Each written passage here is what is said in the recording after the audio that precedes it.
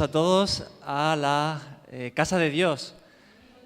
La Casa de Dios no porque este local sea más bonito quizá o más, sino porque donde está la iglesia, donde están los creyentes, allí está la Casa de Dios. No lo digo yo, lo dice la palabra, lo ha dicho el Señor. Amén. Muy bien, pues vamos a orar esta mañana por la palabra que voy a compartir yo con vosotros. Padre Celestial, te doy muchas gracias por este privilegio de compartir tu palabra con la iglesia.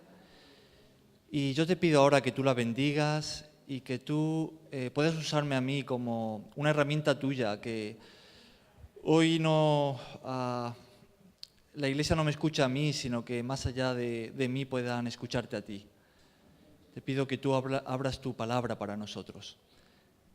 En el nombre de Jesús. Amén. Bueno, pues voy a leer con vosotros un texto que se encuentra en Efesios,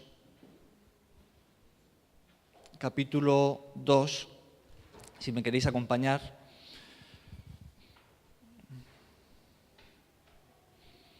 Voy a leer desde el versículo 19. Efesios, capítulo 2.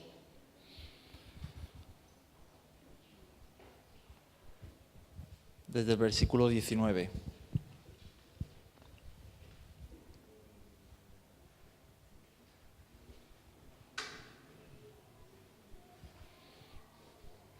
Dice así: así que ya no sois extranjeros ni advenedizos, es decir, como de segunda clase, sino conciudadanos de los santos y miembros de la familia de Dios, edificados sobre el fundamento de los apóstoles y profetas, siendo la principal piedra del ángulo Jesucristo mismo, en quien todo el edificio, bien coordinado, va creciendo para ser un templo santo en el Señor, en quien vosotros también sois juntamente edificados para morada de Dios en el Espíritu. Hace 2 semanas estuvimos hablando aquí un poco acerca de este libro, del libro de Efesios, y me gustaría hoy tocar este punto que acabo de leer. Efesios, como dijimos, lo escribió el apóstol Pablo en prisión, estando preso. Él escribió esta carta, junto con otras que envió a través de amigos suyos para las diferentes iglesias. Efesios era una ciudad que se encuentra en la Turquía actual, y era una ciudad muy importante del Imperio Romano, una ciudad muy grande. Se estima que tenía 250.000 de habitantes más o menos, que para la época era una ciudad cosmopolita, una ciudad muy grande. Y en esta ciudad algo que había mucho eran grandes construcciones. Entre ellas estaba el teatro, que albergaba 25.000 personas, lo cual para la época, pensemos 2.000 años atrás, es algo asombroso. También estaba el acueducto de agua, ¿no?, que era propio de las ciudades romanas, que metía el agua en la ciudad. Hoy en día todos tenemos corriente, ¿no?, agua corriente, y no nos podemos casi ni imaginar qué es eso de no tener un grifo en casa y abrirlo y que corre el agua. Pero en esta época, por supuesto, esas cosas no habían, pero sí que ya estaban ya se había diseñado la forma de meter agua dentro de la ciudad y poder usarla, por ejemplo, en los baños públicos, en las casas de los ricos, etc. Habían también, estaban los gimnasios, que eran donde a los jóvenes se les enseñaba todo lo que tiene que ver con el ejercicio físico. Habían construcciones interesantes, pero la más importante de todas, la más asombrosa, como mencionamos, era la del templo de Artemisa, que los romanos le llamaban Diana. Esta construcción, este templo, era el templo más grande del mundo. Me gustaría dar unos pequeños datos sobre el templo para que nos hagamos una idea de qué estamos hablando. Para empezar, el templo fue construido a lo largo de 120 años. Imagínate, 120 años. Por supuesto, antes no existía la maquinaria de construcción que tenemos hoy en día. Y en su totalidad el templo fue construido en mármol. Para ello tenían que ir a la cantera más cercana, un monte que estaba fuera de la ciudad, que estaba a 13 kilómetros. Y lo que hacían allí era cortar, por supuesto, no con esta maquinaria que tenemos hoy en día, sino con martillos, con cinceles, iban cortando las piedras de mármol del monte para luego trasladarlas a la ciudad. Para trasladarlas se inventaron un sistema de ruedas sobre la cual poder llevarlas, y una vez allí, pues iba a comenzar la construcción del templo.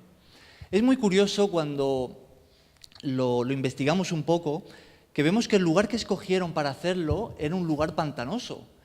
Y claro, no sé si hay aquí algún albañil o algún arquitecto, pero un lugar pantanoso para hacer una gran edificación pues no parece muy buena idea. Pero se cree que escogieron ese lugar porque piensan que allí cayó la imagen del cielo donde pues construirían este templo de la diosa que tenían, ¿no? Entonces, escogieron este lugar, pero claro, el primer problema que tenían que resolver es qué base vamos a poner que sea lo suficientemente sólida que pueda aguantar la pedazo de construcción que vamos a poner encima.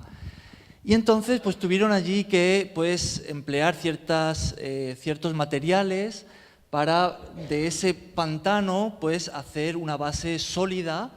Y entre otras cosas, después de poner ciertos materiales de piedra, pusieron vellón de oveja y otras piedras encima.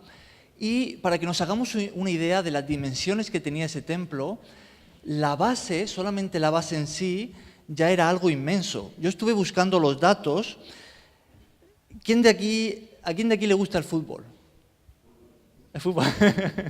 ¿Solo William? Aquí hay varios que le gusta el fútbol, ¿no? ¿Quién de aquí apoya al Real Madrid? ¿Y al Barça?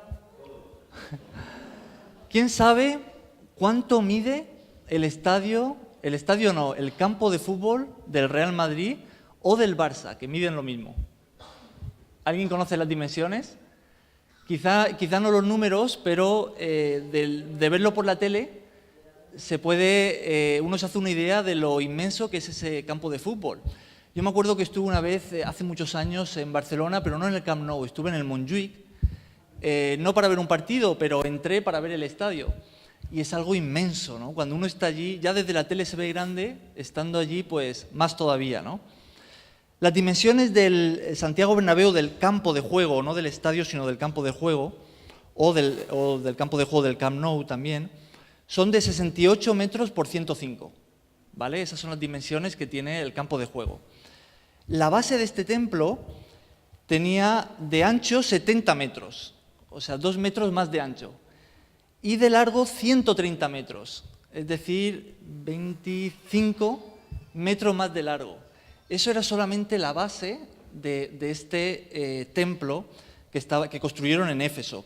Y su altura, la altura de la base, era 2,40 metros, es decir, casi medio metro más alto que yo. La altura de la base, por supuesto con escalones para subir allí, y encima de esta base levantaron el templo. El templo tenía columnas, en total 127 columnas que lo rodeaban, cuya altura era de 18 metros. Esto significa que la altura de las columnas era más o menos como de un edificio de 6 pisos. O sea, encima de esa base de 2,40 habían columnas de 6 pisos de altura. Entonces podemos hacernos una idea de qué inmensa construcción, porque era el templo más grande del mundo, qué grande era esa construcción, construida en su totalidad en mármol. Y esto, por supuesto, atraía a mucha gente de todas partes. No solamente la gente que estaba allí, que veneraba a esta diosa, ¿no?, entre comillas, sino gente de todo el mundo venía simplemente para visitar el templo, esta grande construcción que es considerada una de las 7 maravillas del mundo antiguo. Y por supuesto, Éfeso se sentía orgulloso como ciudad de tener allí este templo. Ahora, es a esta iglesia que Pablo escribe lo que acabamos de leer, diciéndoles que Dios está levantando un edificio, diciéndoles que Dios está también construyendo algo. Y que si este templo era algo asombroso, que la gente lo veía y se quedaba con la boca abierta y decía, wow, el edificio que Dios está levantando, cuando esté terminado, también la gente y los ángeles y todos los que lo vean dirán, wow, es algo asombroso. Y este edificio que Dios está levantando no es un edificio físico, un edificio material, es un edificio espiritual. Y el nombre de este edificio, ¿quién lo sabe? Es la Iglesia. La Iglesia. No la Catedral de Murcia o la Catedral de Sevilla o la iglesia esta blanca grande que han hecho aquí, sino los creyentes. Los creyentes juntos que forman parte de la Iglesia. Y es por eso que en este texto que hemos leído, Pablo está hablando en estos términos, en términos de construcción. Fijaos cómo en el versículo 20, en los versículos anteriores, él está refiriéndose precisamente a los creyentes, está refiriéndose a aquellas personas que han depositado su fe en Cristo, y él está hablando de judíos y no judíos, que han depositado su fe en Jesús y ahora por eso, gracias a esa fe, forman parte de la Iglesia, del nuevo pueblo de Dios, nosotros. Y fijaos los términos que él usa en el versículo 20, él dice, edificados. Edificados sobre el fundamento. Hablábamos de el fundamento de la base que fue necesaria para levantar allí templo de tales dimensiones. Y aquí Pablo está diciendo que el fundamento, la base, sobre la cual Dios está levantando este edificio, sobre la cual Dios está levantando la Iglesia, es la palabra de Jesucristo y Jesucristo mismo. Y él lo dice usando esta expresión, estas palabras, edificados sobre el fundamento de los apóstoles y profetas. Los apóstoles y profetas llamados por Jesús mismo para llevar su palabra, para enseñar su palabra. Siendo la principal piedra del ángulo Jesucristo mismo. Estuve buscando lo que significa esto, la piedra del ángulo, si hay aquí algún constructor lo sabrá, y dice que principalmente se refiere a una piedra que se encuentra en el ángulo que une dos muros y se encuentra en su base. Entonces sobre esa piedra se unen los dos muros y así se levantan todas las otras piedras. Es decir, está hablando de la base, aquello sobre lo que se construye lo demás. Entonces Pablo dice que Dios está levantando un edificio, la Iglesia, y la base es la palabra de Dios. La base es la palabra traída por nuestro Señor Jesús. Y esto hace que nos preguntemos, ¿está nuestra vida siendo edificada sobre la palabra de Dios? ¿Hasta qué punto conocemos nosotros la palabra de Dios?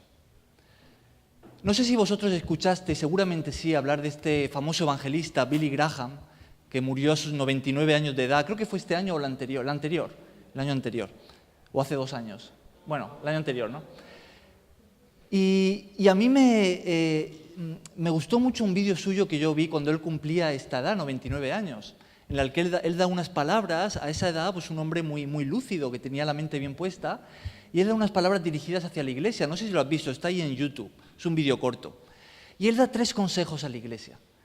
Y uno de esos consejos, de sus 99 años de experiencia, de un hombre que ha caminado con Dios, que Dios le ha usado grandemente para salvar muchas almas, uno de esos 3 sencillos consejos es: lee la palabra de Dios todos los días de tu vida.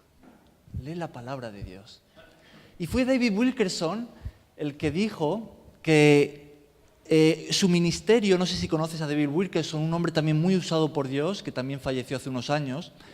Él dijo que su ministerio empezó o dio un salto cuando él tomó una decisión muy sencilla que todos nosotros podríamos hacer. Y la decisión fue la siguiente: él decidió sustituir su televisión de todas las noches por la palabra de Dios. Y esta decisión guiada por el Espíritu Santo, porque él, como explica, se sintió guiado a hacer eso, y él le puso un vellón, una prueba a Dios, y Dios le confirmó que venía de él esta esta dirección. Esta decisión fue lo que supuso el comienzo del gran ministerio que él tuvo, que también alcanzó a muchísimas vidas. Y Pablo está diciendo que Dios está edificando la iglesia sobre la palabra de Dios. Entonces, ¿están nuestras vidas siendo edificadas sobre la palabra de Dios? ¿La conocemos? ¿Conocemos bien las palabras de Jesús? ¿Las ponemos en práctica en nuestra vida? ¿Qué sucede en nuestra casa? ¿Estamos viviendo como Jesús ha enseñado? ¿Cómo debe ser la familia según la palabra de Dios? ¿Qué sucede con nuestro trabajo? ¿Qué sucede en la iglesia, en nuestro día a día? La palabra de Dios es el fundamento sobre el que Dios está edificando la iglesia. Ahora, cuando hacían este templo, llevaban las piedras, como decía, estos pesados bloques, que pesaban toneladas, y los llevaban a través de este sistema de ruedas a este lugar pantanoso donde ya habían puesto una base, y allí juntaban estas piedras y las ponían juntas y empezaban a darles forma a cada una de estas piedras. Algo imprescindible, algo necesario para que un edificio sea un edificio, para poder levantar algo, es que las piedras estén juntas, es que las piedras estén unidas. Y esto es así también con la iglesia. Dios une las piedras, Dios nos pega unos con otros. Fíjate cómo en lo que hemos leído en el versículo siguiente, en el último, en el 22, dice, en quien vosotros también sois juntamente edificados. Juntamente. Hermanos, la vida cristiana no es una vida solitaria. Yo recuerdo hace unos pocos años evangelizando en el paseo, una familia, una pareja que conocí, y ellos eran cristianos. Estuve hablando con ellos un rato, me alegré de escuchar que ellos conocían a Jesús, que eran cristianos, y les pregunté en qué congregación estaban, de qué iglesia formaban parte. Pero me dijeron que no estaban en ninguna iglesia. Y yo les pregunté por qué. Y digo, ¿es que acabáis de llegar? O no, llevaban ya tiempo en Torrevieja viviendo, años. Pero no estaban en ninguna iglesia porque, ¿está preparado? Ninguna le convencía. Ninguna iglesia era lo suficientemente buena para ellos. No me lo dijeron con esas palabras, pero era lo que había de fondo. Entonces habían visitado varias iglesias, en algunas habían estado un tiempo, pero en todas encontraban cosas que no les convencía. Y entonces, ¿qué decidieron? Pues no asistir a ninguna iglesia. Y, oye, decían, nosotros somos cristianos y podemos vivir una vida en Cristo y seguirle y sin asistir a ninguna iglesia. Y tenemos nuestra relación personal con Él, leemos la palabra en casa, oramos. No sé si este es un pensamiento que alguna vez se te ha pasado por la mente, pero permíteme que te diga que este pensamiento no es bíblico. Este tipo de pensamiento no está en el corazón de Dios, por muchos defectos que pueda tener la iglesia, pero el proyecto de Dios es la iglesia. La obra de Dios en la tierra es la iglesia. Dios está levantando un edificio, Dios está levantando la iglesia y Él está poniendo las piedras juntas, Él nos junta, nos une. Somos muchas congregaciones, en Torrevieja hay muchas congregaciones y uno puede estar en una congregación o puede estar en otra, pero somos parte de la iglesia que Dios está levantando. ¿Sabes? Una de las iglesias que más problemas tenían era la iglesia de Corinto. Pablo, cuando tú lees la carta que les dirige, tiene que corregirle muchas cosas y a veces hasta casi que da risa decir, oye, ¿cómo puede ser que cometieran estos errores garrafales? Pero ¿sabes una cosa que Pablo no les dijo? Pablo les corregía y a veces con dureza, y esto lo hizo en muchas de sus cartas. Pero una cosa que nunca les aconsejó es que dejaran la iglesia. Nunca les aconsejó eso, que se fueran a otra ciudad y buscaran otra iglesia. Porque Pablo sabía que el proyecto de Dios es la iglesia. Entonces, no se trata de aislarse, de salirse, sino se trata de crecer, de ser edificados juntos, como iglesia.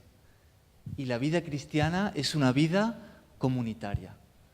Entonces, esta reflexión es una reflexión que llega a nosotros también. Amén. Y Pablo sigue hablando al respecto, porque tú fíjate que las piedras son llevadas, estos grandes bloques, allí a la base, se van poniendo juntas, pero se les da forma, hay que darles forma. Y dar forma, una piedra, quizás si pudiera hablar, se quejaría cuando el martillo y el cincel están golpeándolo, pero es necesario para poder levantar ese edificio. Las columnas que tenía este templo eran columnas preciosas, pero todas tenían el martillo y el cincel que habían tenido que darle muchos golpes para darle esa forma y crear esos surcos que tenían aquellas columnas y todas las piedras. Y eso es lo mismo que Dios hace con nosotros, con las piedras de su edificio. Fue el apóstol Pedro, lo podéis leer en su carta, 1 de Pedro 2:5, que él habla de los creyentes refiriéndose a piedras vivas que forman parte del edificio que Dios está levantando. Y eso somos nosotros, somos esas piedras vivas, pero ojo, Dios tiene que coger el martillo y el cincel. Y eso a veces duele. ¿Lo has comprobado? Pues es aquí en la carta a los Efesios que Pablo va a mencionar algunas de estas herramientas que Dios usa para darnos forma. Solo algunas, porque hay otras también. Pero antes de ello, él va a decir cuál es la forma que él quiere dar a cada una de las piedras. ¿Cuál es la forma que quiere darnos? Y para ello, si nos vamos al capítulo 4 de este mismo libro, los Efesios, leemos así. Desde el versículo 11, dice así, y él mismo, hablando de Jesús, él mismo constituyó a unos apóstoles, a otros profetas, a otros evangelistas, a otros pastores y maestros, a fin de perfeccionar a los santos para la obra del ministerio, para la edificación, fíjate de nuevo en esa palabra, edificación, ¿vale? Pablo está intercambiando dos ilustraciones, dos imágenes que nos ayudan a entender la iglesia. Una es la de un edificio y la otra la de un cuerpo, ¿vale? Entonces dice, para la edificación del cuerpo de Cristo, hasta que todos, fíjate que dice todos lleguemos a la unidad de la fe y del conocimiento del Hijo de Dios, a un varón perfecto, a la medida de la estatura de la plenitud de Cristo. Entonces lo que él está diciendo aquí es que Dios nos está dando forma, Él está dando forma a las piedras. Y la forma que Dios está dándole a las piedras, la forma que Él quiere darle, es Cristo. Cristo es la piedra modelo. Y ojo, las únicas piedras que van a encajar en su edificio son las que tienen la forma de Cristo. Y esa es la forma que Dios está poniendo en nosotros, pero para ello necesita el martillo y el cincel. Y eso a veces duele. Una de las cosas que a mí más me gusta de Jesús, cuando leemos el Evangelio, podemos ver quién es Jesús. Podemos entender cuál es la forma que Dios está dándonos a nosotros. Una de las cosas que a mí más me gusta de Jesús es su confianza en el Padre. Es la confianza plena que Él tenía en el Padre. Es algo que a mí me ha desafiado en muchos momentos de mi vida, sobre todo en los momentos duros, y quizá a ti también. Yo recuerdo, y seguramente tú también, esa ocasión en la que Jesús estaba en el bote con sus discípulos, atravesando el lago, y se levanta una tormenta, ¿te acuerdas? una historia muy conocida. Y dice que la tormenta era tan grande, las olas eran tan altas, que el bote parecía que se iba a hundir. Y en ese barco pequeño, habían pescadores de profesión. Algunos de los discípulos de Jesús eran pescadores, y ellos habían estado en otras tormentas. No era la primera vez. Ellos sabían lo que era pasar por una tormenta. Pero esta tormenta era tan fea que ellos pensaban que se hundían, que hasta allí habían llegado. Y en su terror, en ese pánico que les había sobrecogido, van a buscar a Jesús, se acuerdan de él, menos mal que se acuerdan de Jesús. ¿Y qué estaba haciendo Jesús? Echándose la siesta. Durmiendo. Mismas circunstancias, misma tormenta, mismo barco, y Jesús dormía. Y yo creo que ya es un milagro en sí que Jesús pudiera dormir en una tormenta, en un barco. Pues no sé si tú has estado en un barco cuando hay una tormenta, pero no creo que sea muy fácil dormir en un barco que se mueve tanto. Yo he estado en un barco que no estaba pasando por una tormenta, y durante media hora más o menos que duró el viaje, para ir a una pequeña isla aquí cerca, hace años, y llegué súper mareado, y no se movía tanto. Ya no me imagino quedarse dormido. Y Jesús estaba durmiendo en esa tormenta. En otras palabras, Jesús estaba transmitiendo un mensaje. El mensaje que él estaba transmitiendo es: estoy confiando en mi Padre. Estoy tan confiado en mi Padre Celestial que puedo dormir en una tormenta que amenaza con quitarnos la vida. Confianza. Estoy confiando en Él. ¿Qué es lo peor que puede pasar? ¿Lo has pensado? ¿Qué es lo peor que te puede pasar en tus tormentas? ¿Qué es lo peor que te puede pasar? ¿Que pierdas el trabajo? ¿Que pierdas a tu cónyuge, a un ser querido? ¿Qué es lo peor que te puede pasar? ¿Morirte? ¿Qué es lo peor que le podía pasar a Jesús con sus discípulos? Que se murieran, que se hundieran ahí y se murieran. No iba a pasar, Jesús sabía que no iba a pasar porque sabía lo que había venido. Él tenía una misión que tenía que cumplir, y esa misión era la cruz. Pero si hubiera pasado, si se hubieran muerto, es porque había llegado el momento y se iban a despertar en la presencia de Dios. Entonces, esa mala noticia de que podían morir y lo peor que le podía pasar, al final, tras esa puerta de la muerte y verse delante de Dios, delante del Padre, se darían cuenta de que, a fin de cuentas, no era una noticia tan mala. Pero Jesús tenía una confianza tan grande en su Padre que podía dormir en esas tormentas. Y eso lo vemos a lo largo de su vida, y eso es algo que a mí me toca mucho a nivel personal y me ha animado mucho en tormentas por las que yo he pasado. Pero yo me miro a mí mismo y me pregunto, ¿tengo yo esta piedra viva, esa forma? ¿Tengo yo también esa confianza en el Padre? ¿La tienes tú? Porque esa es la forma que Dios quiere darle a las piedras, que Él está usando para su edificio. Otra cosa que me gusta mucho de Jesús es la relación tan cercana que Él tenía con el Padre. Hasta tal punto que los evangelistas lo registran en varias ocasiones. Ellos dicen que Jesús se levantó muy de mañana cuando todos estaban durmiendo y se fue a orar. En otra ocasión dice que Jesús despidió a la multitud y se fue solo al monte para orar. Y esto lo tenemos en diferentes ocasiones registradas en los evangelios, pero lo que estamos viendo es a un Jesús que no solamente confiaba plenamente en su Padre, sino que lo amaba. Como decía esta mañana a mi padre. Lo amaba hasta tal punto que para él lo más importante no era la fama, no era el que la gente lo siguiera, lo más valioso para él era su relación con el Padre.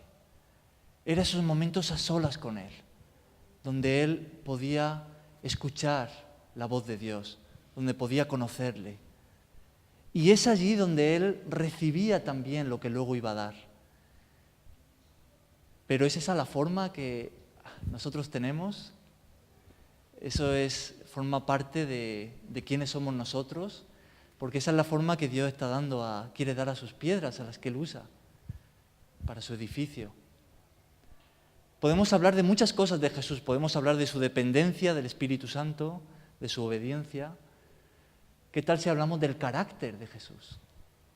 Ahí es donde Dios tiene que usar más el pincel y el martillo, ahí es donde más golpes tiene que dar para cambiar nuestro carácter. ¿Cómo es posible que Jesús, el Señor, el Mesías, el Hijo de Dios, en esa última noche, Él se pusiera a lavar los pies sucios de sus discípulos? ¿Qué tipo de rabino hacía eso? ¿Qué tipo de Mesías haría algo así? Lavar los pies de sus discípulos. Es ese Jesús que llegó a decir: aprended de mí que soy manso y humilde de corazón. Pero ¿lo somos nosotros? ¿Lavamos nosotros los pies de nuestros hermanos? Y quizá no es de una forma literal, pero me explico, ¿no? Es ese mismo Jesús, esa última noche, que dando sus últimas instrucciones a los discípulos, si algo le repitió en varias veces, es que lo que Él quería tras su partida es que sus discípulos se amaran unos a otros. Y por eso el mismo apóstol Pablo, en esta carta a los Efesios, y si en casa quieres leer desde el versículo 17 en adelante, vas a tener una imagen más nítida de la forma que Dios está dando a sus piedras, a las que Él está usando, de quién es Jesús. Pero es aquí, entre estos versículos, cuando llegamos al capítulo 5, versículo 2, dice así, y andad en amor, como también Cristo, fíjate cómo apela a Cristo, al modelo, como también Cristo nos amó y se entregó a sí mismo por nosotros, ofrenda y sacrificio a Dios en olor fragante. Se dice que Jesús fue el que le dio el sentido auténtico a la ley que Dios había traído por mano de Moisés. Tenemos ese famoso sermón del monte en el que Él va diciendo: oísteis que fue dicho, ¿os acordáis? No cometerás adulterio, no matarás, ¿no? Pero yo os digo, y Él le va dando un sentido más completo a todos los mandamientos de Dios. En la ley Dios dijo: amarás a tu prójimo como a ti mismo. Es un amor muy grande, porque todos nos amamos a nosotros mismos, ¿o no? Todos nos queremos a nosotros mismos. Y por lo general pensamos primero en nosotros mismos. Porque la naturaleza humana es así, es egoísta.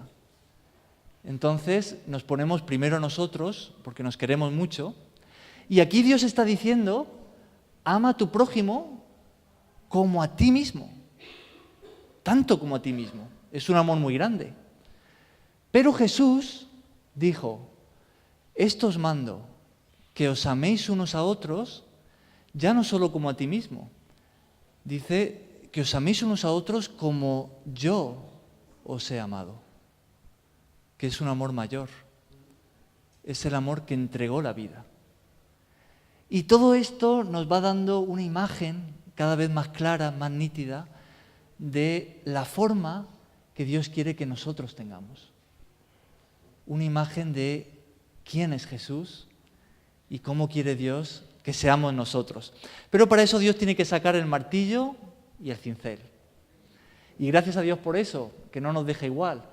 Porque las piedras que se quedan igual son devueltas al monte, porque no encajan en el edificio. Pero las que se les puede dar forma y encajan, formarán parte de un edificio que un día la gente que lo vea, los ángeles, dirán: wow, qué asombroso lo que Dios ha hecho. la iglesia. Entonces Dios va dando forma. Y si seguimos leyendo un poquito más en el capítulo 4, donde estábamos leyendo antes, vamos a ver algunas cositas que Dios está usando para dar forma. Solo algunas, porque hay otras. Hemos leído el versículo 13, que nos ha dicho cuál es la forma, y para que no quede duda, empieza diciendo todos, está hablando de todas las piedras, de todos nosotros. Dios quiere darnos la forma a todos, y nos dice que la medida es Cristo, pero no solo un poco de Cristo, sino la plenitud de Cristo, todo Cristo. Pero Él sigue avanzando un poco más, y llegamos, por ejemplo, al versículo 15, y dice así, dice, sino que siguiendo la verdad en amor, crezcamos en todo en aquel que es la cabeza, esto es Cristo, de quien todo el cuerpo, bien concertado y unido entre sí, por todas las coyunturas. Tengo una anécdota muy graciosa con esta palabra, porque mi madre, sabéis que mi madre es alemana, ¿no? Ella cuando llegó a España, muy de joven, pues ella aprendió su español, gran parte de su español lo aprendió con la Biblia. Y hoy en día la palabra coyuntura no se usa, ¿no? Se usa articulación, ¿no? Coyuntura pues son articulaciones. Y mi madre fue al médico y le dijo el médico, a ver, ¿dónde te duele? ¿Dónde tienes el problema? Dice, me duelen las coyunturas. Y el médico estaba así como un poco risueño, ¿no? Y luego, bueno, ¿dónde has aprendido tu español, no? Pero bueno, está hablando de articulaciones, ¿no? Y dice, bien concertado y unido entre sí por todas las coyunturas que se ayudan mutuamente, según la actividad propia de cada miembro, recibe su crecimiento para ir edificándose en amor. Aquí hay varios puntos que el apóstol Pablo está tocando, que es lo que dice que trae crecimiento, que trae edificación, que Dios usa para edificar la iglesia. Lo primero que dice es la verdad en el versículo 15, siguiendo la verdad. La verdad de Dios es necesaria para nuestra edificación. Para levantar ese edificio es necesaria la verdad. Y la verdad la tenemos en la palabra de Dios. Fue Jesús el que dijo, conoceréis la verdad y la verdad os hará libres. Y es importante que conozcamos, y por eso el apóstol empieza así su carta, hablando de la verdad de Dios revelada a través de Jesús, acerca de quiénes somos en Cristo, acerca de nuestra identidad, que en Cristo somos hijos de Dios, y somos hijos amados de Dios. Y él empieza a dar una lista de quiénes somos para Dios. Y es importante que conozcamos la verdad que Dios ha revelado en Cristo para que haya crecimiento en nosotros, para que Él pueda darnos forma. Si no hay verdad, si no recibimos la verdad revelada de Dios por la fe, tú fíjate que a veces cuando leemos la Biblia, en nuestra mente escuchamos voces. ¿Te ha pasado?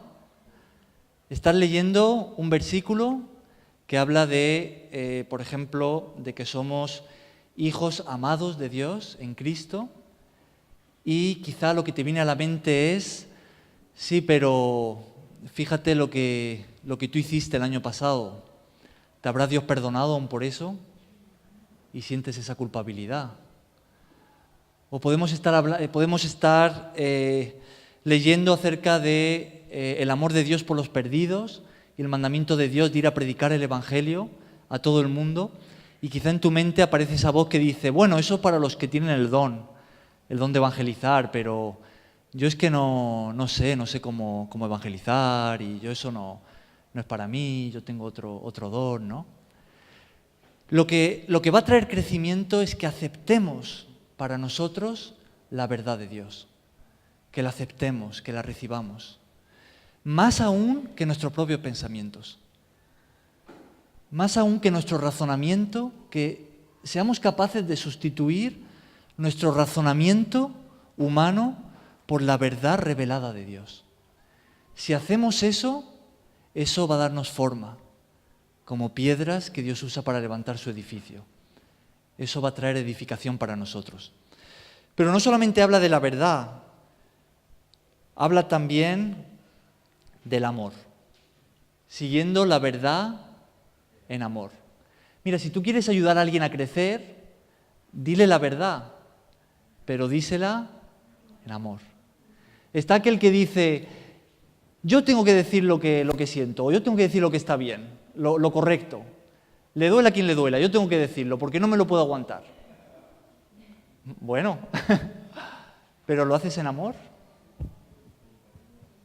¿O es como una espada que va cortando cabezas por ahí por donde te mueves?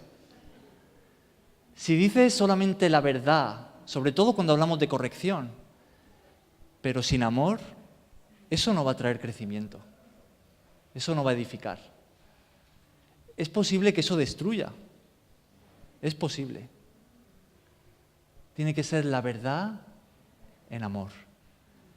Hay un proverbio en la Biblia que dice, con misericordia y verdad se corrige el pecado.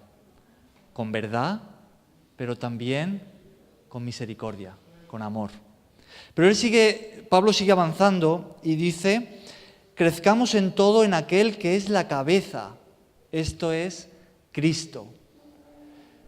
Nuestra obediencia, porque eso es lo que significa que Cristo sea la cabeza, es que Él es nuestra autoridad.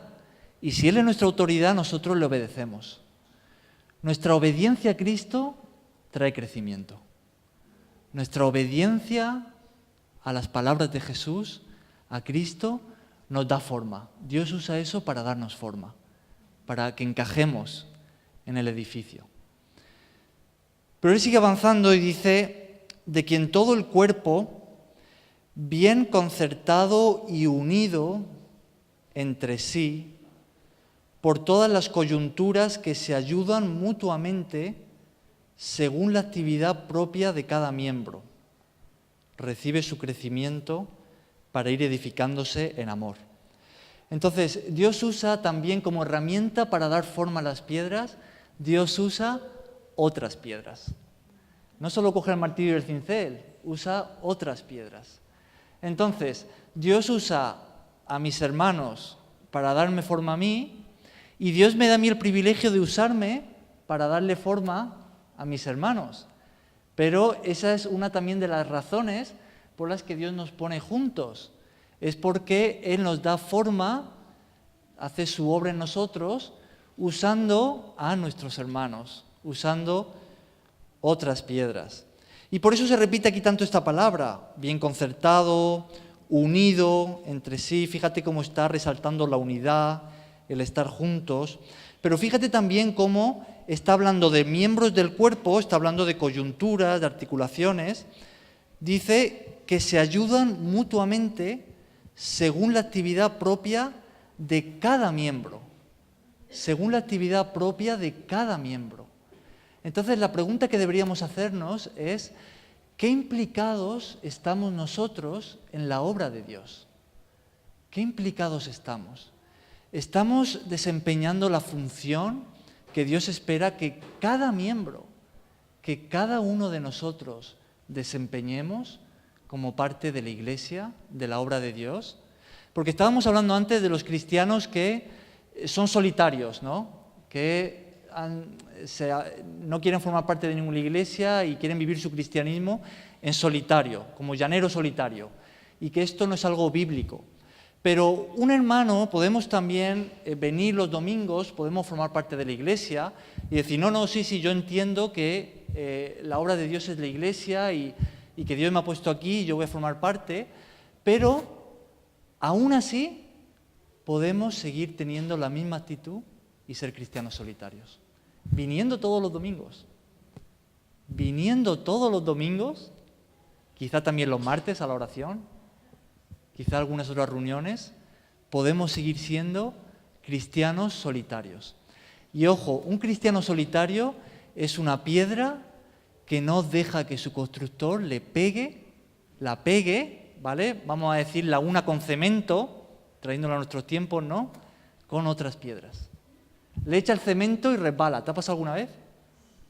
¿Te ha pasado? ¿Tú has construido? ¿Te ha pasado de echar el cemento Yo me acuerdo en casa que nosotros estábamos, cuando llegamos a nuestra casa, ¿no?, hace unos 20 años, hicimos un montón de reformas. Yo ya era un adolescente, yo ayudaba poco, una cosa que, un tipo de trabajo que nunca me ha gustado, pero me acuerdo de la experiencia esa de echar cemento a algo y que el cemento repare y se caiga, ¿no? Y yo pensaba, ¿por qué esto es tan complicado, ¿no? Y todo pesado en la construcción, ¿te ha pasado?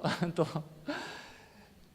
Una piedra que no pega con otra, ¿para qué sirve? ¿Se puede poner en el edificio? ¿Y nosotros pegamos con nuestros hermanos? No nos pegamos, eso no.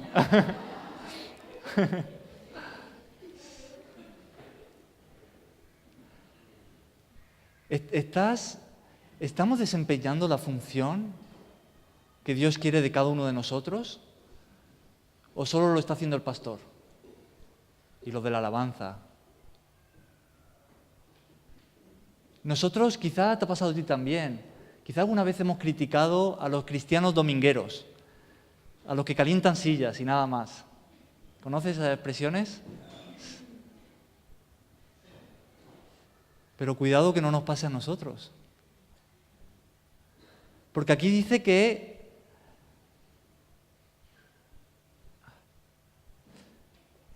según la actividad propia de cada miembro. Cada miembro tiene algo para realizar. Tiene un trabajo para hacer en la obra de Dios. Cada miembro, cada uno de nosotros, cada uno. Antes de esto, de estos versículos que hemos empezado a leer desde el versículo 11, Pablo está hablando de los dones. Está diciendo que Cristo ha repartido dones a todos. Quizá no sepas cuáles son los tuyos o qué don tienes, pero Dios te ha dado dones. Y dones son capacidades especiales que Dios nos da para usarlas, para la edificación de la iglesia, para que Dios levante su edificio. Dones. Quizá no sepas cuáles son tus dones, pero ves la necesidad. Quizás sí que eres capaz de ver la necesidad en la iglesia, en un área o en otra. ¿Y qué puedes hacer tú al respecto para suplir esa necesidad? Porque Dios espera que todos, cada miembro, se implique activamente en su obra. Todos nosotros. Y eso es lo que nos da forma. Eso nos da forma. Y eso también es una fórmula explosiva. Porque ¿qué es lo que sucede cuando hay mucha gente distinta trabajando juntas? Que tienen diferente carácter, diferentes trasfondos, diferentes cosas aprendidas, que surgen de vez en cuando roces, conflictos, palabras, y eso es lo que Dios va a usar para darnos forma, para cambiarnos, para cambiar nuestro carácter. A veces cuando uno está en esa situación lo primero que quiere es huir. ¿Te ha pasado? A mí me ha pasado. Uno se desanima y solo piensa en salir corriendo. Sobre todo cuando, lo peor es cuando uno se siente ofendido. ¿Te ha pasado? ¿Te has sentido ofendido alguna vez? O cuando, ¿sabes una de las cosas más frustrantes que existen? Cuando tú intentas mover la voluntad de alguien. Cuando tú intentas que una persona haga algo que tú lo ves claramente, que es lo que pone la palabra, es la voluntad de Dios, y se lo enseñas, y le explicas, y le ayudas, y luego ves que la persona hace otra cosa. Y tú te sientes frustrado. Eso pasa mucho en los matrimonios, ¿no? Con los hijos. Puede ser muy frustrante estar juntos y trabajar juntos. Y no estar juntos de vengo el domingo, pero por dentro sigo siendo un cristiano solitario. ¿Por qué? Porque no me implico. O porque no permito, a veces lo más difícil es permitir, es abrir nuestras vidas a otros. A veces lo más difícil no es implicarse, a veces es abrir nuestras vidas a otros. Es permitir que otros se impliquen en nosotros, en nuestra vida, en la obra de Dios en nosotros, en nuestra vida. Y nos convertimos en cristianos herméticos. Que sí, ¿qué tal? Bien. ¿Y tú? Bien. Muy bien. Siguiente. ¿Qué tal? Bien. Y toda nuestra relación unos con otros se puede reducir a eso. ¿Te ha pasado? ¿De cuántos de aquí te sabes el nombre? ¿Y cuánto tiempo llevas viniendo? A veces también es por la personalidad, ¿no? Porque podemos ser personas tímidas y nos cuesta más, o puede ser una cosa u otra, ¿no? No digo nada de esto para juzgar a nadie ni para condenar a nadie, pero estoy con el cincel y el martillo. No, pero lo digo por si puede ser una reflexión que nos hagamos. No tengo a nadie en mente. Si alguien tengo en mente es a mí mismo, ¿vale? Pero lo digo por una reflexión que podamos hacernos, que viene de la palabra, que puede ayudarnos a ser edificados, a crecer.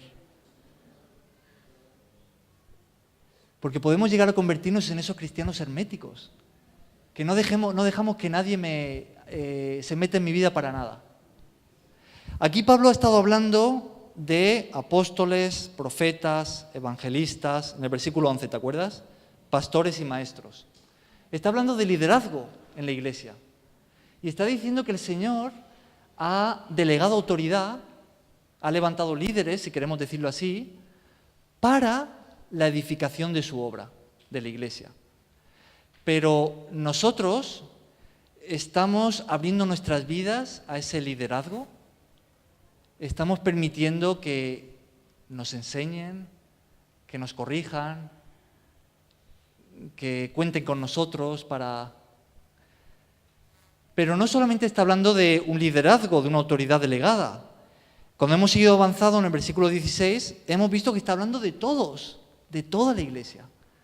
Entonces, abrimos nuestras vidas a los hermanos, permitimos que hablen a nuestra vida y estamos nosotros dispuestos a implicarnos en la obra de Dios, en nuestros hermanos.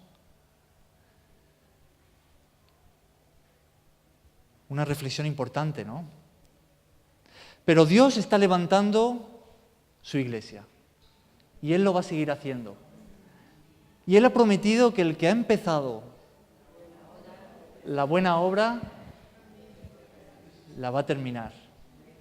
Y Él está haciendo su obra, por muchos golpes que tenga que dar, y a veces son muchos, yo lo digo por experiencia personal, pero Él va a seguir levantando su iglesia. Gracias a Dios por su gracia, por su amor hacia nosotros, que va a seguir dando golpes. Pero no son todos golpes, gracias a Dios. No son todos golpes. Pero Él lo hace por amor a nosotros. Y va a seguir levantando la iglesia, y va a seguir dándonos forma, y va a seguir pegándonos unos a otros y levantándonos de la iglesia. Y un día, cuando la obra esté terminada, fíjate, nos vamos a Apocalipsis, los últimos capítulos de Apocalipsis, tenemos esa visión que tuvo el apóstol Juan de lo que va a pasar al final. Y aquí el apóstol lo estaba diciendo en los versículos 21 y 22 de Efesios 2, que hemos leído al principio. Hablando de esa edificación, de ese edificio, él dice, en quien todo el edificio bien coordinado va creciendo, ¿ves que es un proceso? Va siendo edificado, moldeado, encajado piedra con piedra, va creciendo. Hay una finalidad.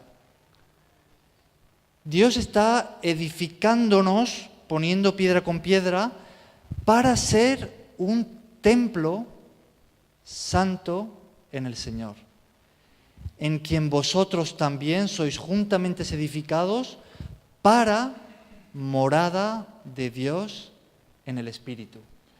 Y esto es lo que vio el apóstol Juan cuando él escribió Apocalipsis, en esos últimos capítulos, en esa visión de la nueva Jerusalén que bajaba, y él decía, aquí por fin ya, después de toda la historia de la humanidad, de todo lo que hemos vivido, todos los problemas, las tormentas, los dolores, después de todo, por fin ya, ahora sí, aquí va, dijo el apóstol Juan, puedes leerlo allí en casa, dijo, va a vivir Dios con los hombres para siempre.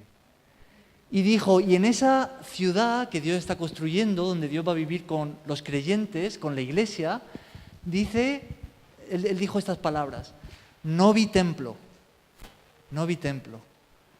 Antes, en la época de Israel, cuando Dios les llamó, les dijo que edificaran un templo.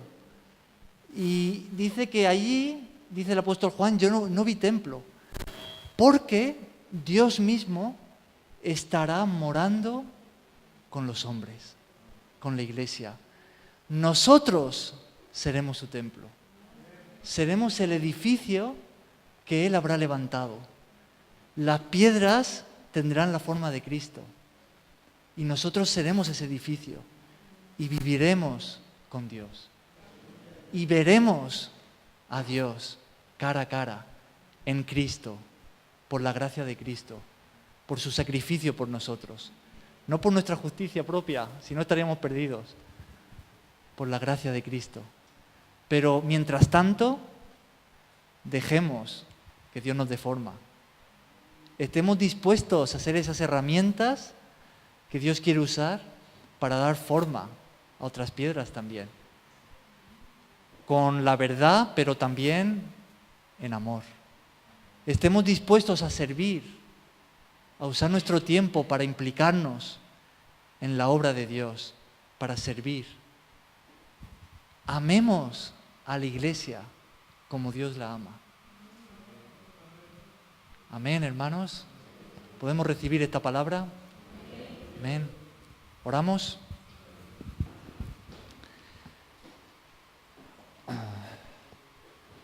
Padre Celestial, te damos muchas gracias por tu palabra que nos habla, que nos enseña, que nos transmite tu sabiduría y nos muestra tu corazón. Y te damos muchas gracias por esta obra que tú estás haciendo en la tierra. Gracias porque tú estás levantando este edificio espiritual que es la iglesia, que somos nosotros. Y muchas gracias por darnos esta oportunidad de formar parte de tu obra en la tierra. Y especialmente gracias por Cristo. Gracias por su sacrificio en la cruz. Porque es gracias a ese sacrificio por nuestros pecados, es gracias a su resurrección, que nosotros podemos formar parte de tus piedras y de este edificio. Pero no somos solamente piedras, no es solamente golpes, no es solamente moldear, somos tus hijos amados. Y te damos gracias, Señor. Gracias, Padre. Gracias por tu Espíritu Santo que hace tu obra en nosotros. Por favor, aviva tu obra en la congregación. Aviva la obra de tu Espíritu en cada uno de nosotros, para edificación de tu iglesia, para salvación de las almas. En el nombre de Jesús. Amén. Amén.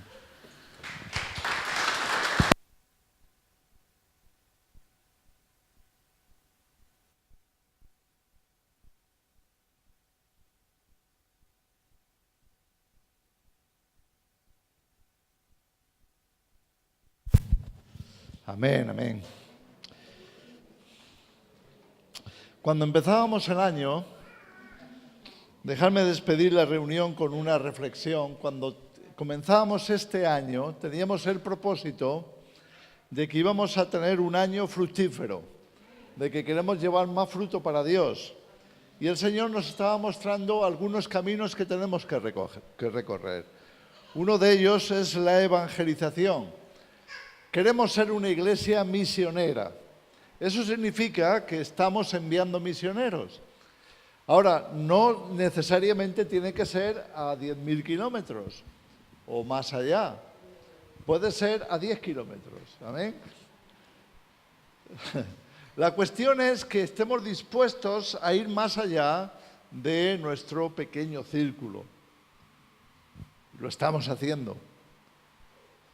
Estamos moviéndonos a otros pueblos, a otras localidades. ¿Por qué? Porque tenemos conciencia de que España es un país misionero.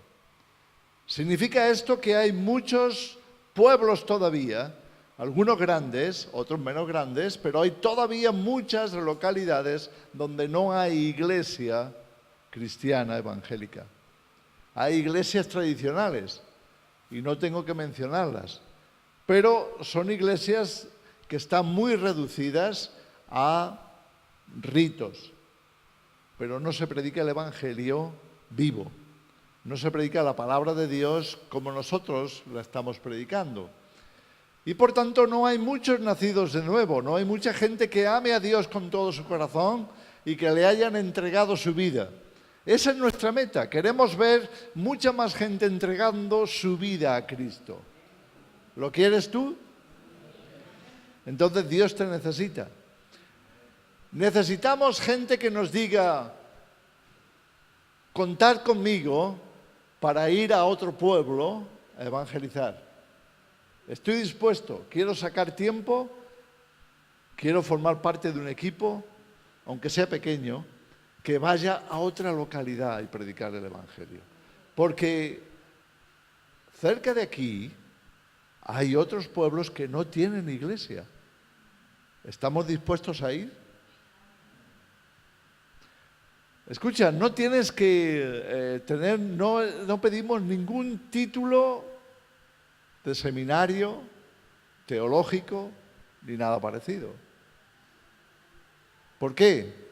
Porque imagínate si Jesús, que tenía poco tiempo para hacer la obra, hubiera pedido que los apóstoles, que los 70 a los que envió luego, antes de enviarlos, hubieran tenido que estar 3, 4 o 5 años en un seminario. ¿Me explico? Todo lo que necesitamos es el testimonio. Jesús ha cambiado mi vida y puede cambiar la tuya. Yo he entendido que Dios me ama y que te ama a ti. Por tanto, lo que Dios es para mí puede serlo para ti. Dios es mi Padre, Dios es mi Señor. Y puede serlo tuyo. Y puede reinar en tu casa, y puede reinar en tu vida, puede reinar en tu trabajo, puede ser el reino de Dios en ti. Es todo lo que necesitamos. Por tanto, si tienes vocación de ser enviado, misionera, por favor, dínoslo. Queremos saber con quién contar.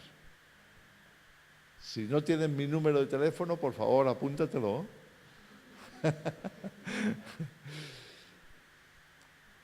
Voy en serio. Voy en serio. Vamos a enviar misioneros a España. ¿Sí? ¿Estás dispuesto? Bueno, no hay mucho entusiasmo, pero medita en ello. Piénsatelo, el Señor te va a bendecir. A ver, lo estamos haciendo porque tenemos otra congregación y lo están haciendo. Y están yendo a otras localidades, a otros pueblos a predicar.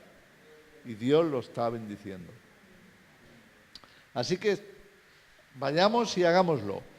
Estoy poniendo en el grupo de WhatsApp de la iglesia, esta semana he puesto un discipulado que habla de la autoridad de Dios. ¿Quién lo ha recibido? 1, 2. ¿Nadie más lee el grupo de WhatsApp? ¿Sí? ¿Algunos más? Por favor, si estás en el grupo de WhatsApp, léete los discipulados que yo pongo, porque son para dar dirección a la iglesia. Y en esta semana hemos puesto sobre la autoridad. ¿Quiénes somos en Cristo? ¿Quién es Jesús? ¿Y qué hemos recibido de Él para ir y predicar el Evangelio? Y esa autoridad tiene que ver mucho con poder. Cuando Jesús nos da autoridad, nos da también poder.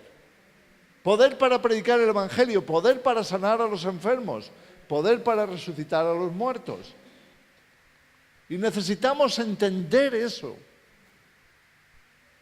Porque esa es nuestra misión. Es dar a conocer el reino. Dar a conocer a Cristo. ¿Quién es Él? ¿Qué puede hacer Él? ¿Qué quiere hacer Él con la iglesia? A través de la iglesia.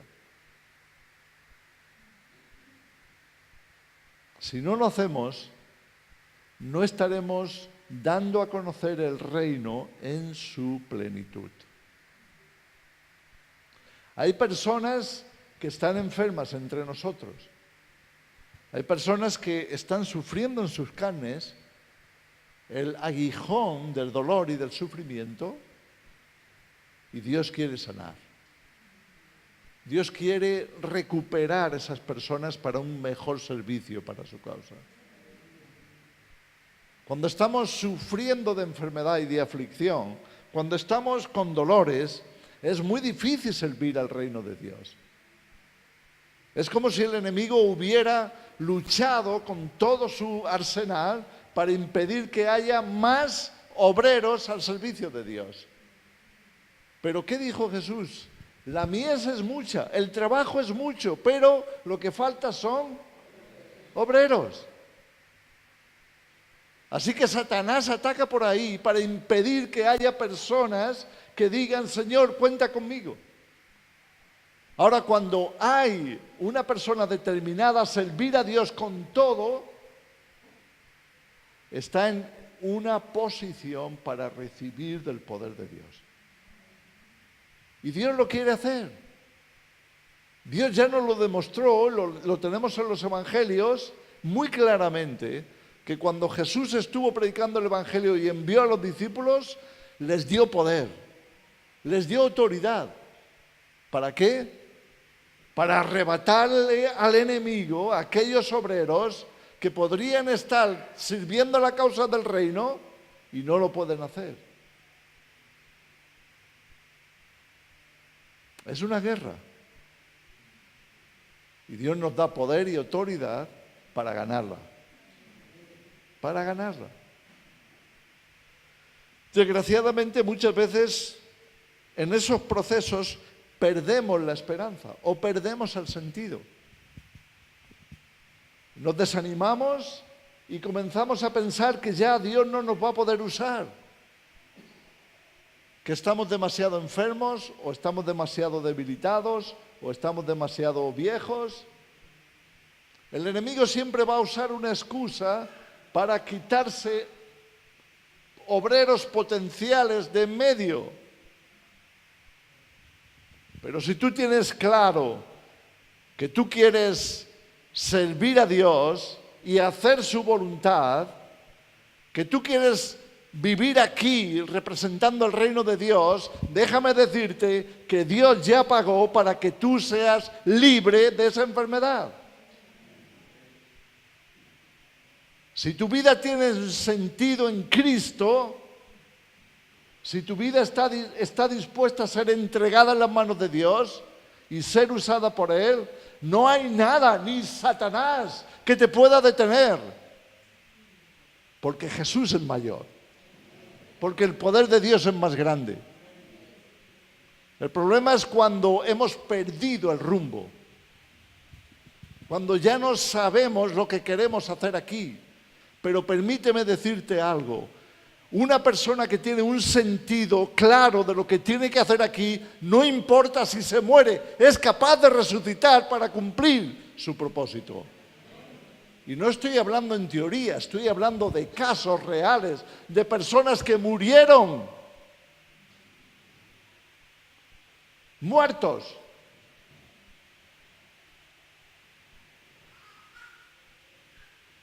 Y cara a cara con Dios, dijeron, yo necesito volver para cumplir mi propósito. Yo necesito completar mi propósito en la tierra. Y volvieron y resucitaron para cumplir su propósito. Estamos hablando de casos reales. El domingo pasado estuvimos escuchando aquí a nuestra hermana Tania, que pasó por ese trance y que volvió por ese propósito, para cumplir su propósito. Si Dios quiere, el domingo estará de nuevo aquí contándonos algún testimonio más, porque ahí donde la ves, chiquitilla, Dios ha hecho muchos milagros en su vida, pero los quiere hacer en todos nosotros y a través de todos nosotros. Déjame decirte algo, cuando tú tienes claro que vas a sacar a tus hijos para adelante y viene Satanás a arrebatarte lo que es tuyo y quitarte las fuerzas e impedir que lo cumplas, tú puedes plantarte firme y arrebatarle a Satanás cualquier intento de pararte, porque Dios está contigo. Y porque el que está en ti es mayor que el que está en el mundo. Otra cosa es que tienes que aclarar tu cabeza, tienes que aclarar tu corazón, tienes que poner claro cuál es tu propósito. Porque cuando lo tengas claro, nada ni nadie te podrá parar. Porque Dios está contigo. Porque Dios te ha llamado a eso, a cumplir su voluntad y completar la obra que Él te ha encomendado. ¿Lo crees? No hay poder más grande que el de la motivación basada en los propósitos de Dios. Si vives en la carne, déjame decirte que el enemigo ya te ha derrotado. Tu vida ya no tiene sentido. Estás aquí por pura misericordia de Dios. Tu vida no tiene sentido cuando tu motivación no está alineada con los propósitos de Dios. Por tanto, encuentra cuál es el propósito de Dios para tu vida, porque Dios lo va a usar para hacerte fuerte en Él. Amén. Vamos a ponernos de pie, por favor. Señor, no queremos vivir una vida mediocre. Queremos vivir una vida santa, una vida llena de entusiasmo para ti, llena de motivación, llena de sentido, llena de propósito. Queremos agradarte a ti, Señor. Queremos hacer tu voluntad. Queremos, Señor, ser edificados como esas piedras sólidas, vivas, dispuestas para hacer tu voluntad. Para que tú puedas vivir en cada uno de nosotros y tú puedas usarnos para reflejarte a ti al mundo en medio de esta tremenda oscuridad. Y te damos las gracias por darnos ese privilegio. Señor, si hay alguno entre nosotros que está padeciendo, sufriendo enfermedad, ayúdale en el nombre de Jesús en este momento a recibir el propósito por el cual tú les quieres tener aquí. Y le quieres tener sano, fuerte y útil. Señor, revela el corazón de tus hijos, de cada uno de los que estamos aquí. ¿Qué quieres hacer con ellos? Háblales tú, Señor. Dales sueños, dales profecía, revelación. Dales a través de tu palabra una visión clara de qué podrían estar haciendo por ti y por tu reino. Y te damos las gracias por tu amor, Señor, por esa inmensa gracia con la que tú nos estás cubriendo. Queremos honrarte. Señor, que la misma bendición que recibimos aquí la llevemos con nosotros. Primeramente a nuestros hogares, para bendecirlos, bendecir a nuestras familias, a nuestros hijos, a nuestros padres. Señor, también a lo largo de la semana, donde sea que vayamos, empezando por nuestro lugar de trabajo, que llevemos bendición, que seamos de bendición, que hagamos una diferencia, que te llevemos a ti, que transmitamos tu verdad, llenos de gracia, conforme a tu voluntad. Te lo pedimos en el nombre de Jesús. Amén. Amén. Dale un abrazo a tu hermano.